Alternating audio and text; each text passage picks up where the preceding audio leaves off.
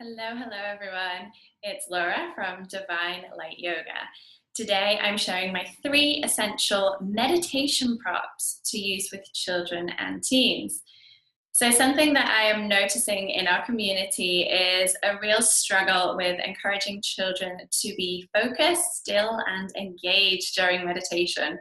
And believe me, I have really been there. I've tried and tested a lot of different techniques, and I find that the use of props, both with young children and teens, really helps. So the first prop that I really love to use is eye masks. Okay, so if you're well-traveled like myself, you can pick these up on the airplanes. I actually have a whole bag of them. So eye masks, or sometimes I'll use eye pillows, which I just make with socks, so new colorful socks, and some beans or lentils or rice in there. So they're super simple to make. You can even encourage the children to make them with you. If you don't have a lot of time, you could use a towel. So some warm towels is actually really nice, or even a cool towel with a little sprinkling of lavender oil to help them to feel calm and connected, or colored scarves. So eye masks or eye pillows of some kind are very beneficial for a number of different reasons. Firstly, it gets them to stay focused within. So they're starting to use pratya or practice pratyahara, which is withdrawing all of the senses.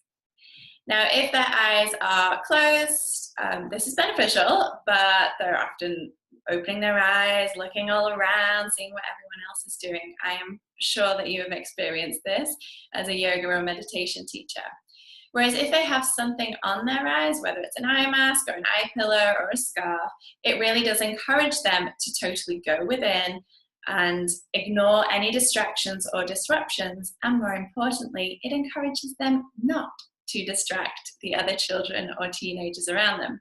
So eye pillows or scarves or eye masks are a really great way to encourage the children to start settling down and going within. Also very beneficial if you're working in a studio with a lot of bright lights or natural light. My second important meditation prop is the singing bowls. So you can get little singing bowls like this, or if you're working in a yoga studio, you probably have some big singing bowls or crystal bowls. Or if you don't, if you're on the move, like I used to be when I was hopping around from school to school and studio to studio, I would just take some very small chimes of some kind, or even a little bell. And singing bowls are very soothing for children and teens. So again, you can use it for any age groups and for your adult classes too. So they're very soothing. You can play them in a number of ways. It also keeps the children alert. So if you're doing a longer meditation, let's say Yoga Nidra with teens, it keeps them alert and awake.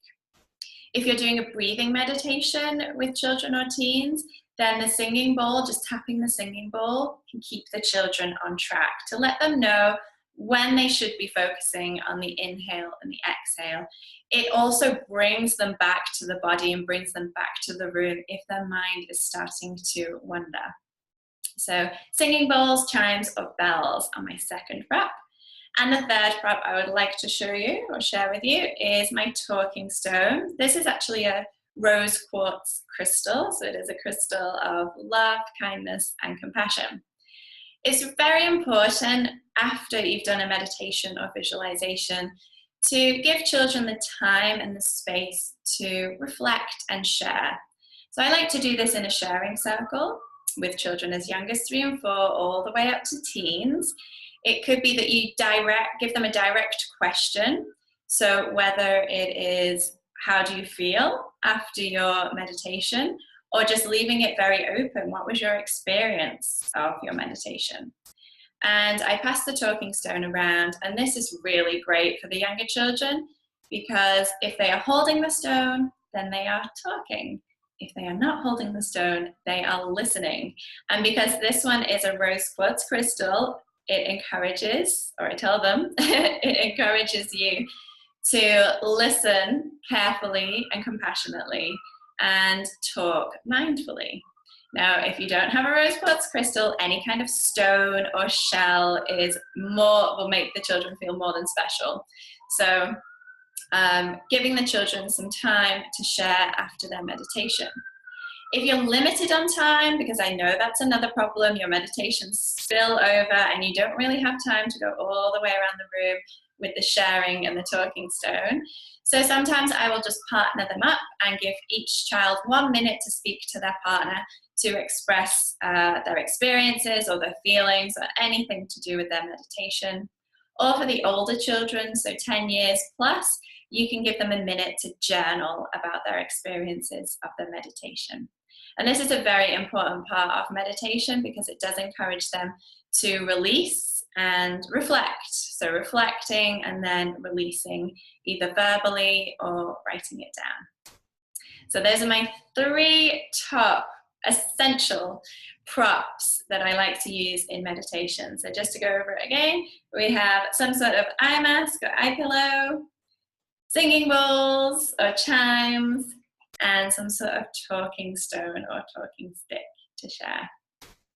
Well, good luck using those props. I hope that your meditation classes, your meditation sessions become a little bit more playful and fun and focused for both you and the children.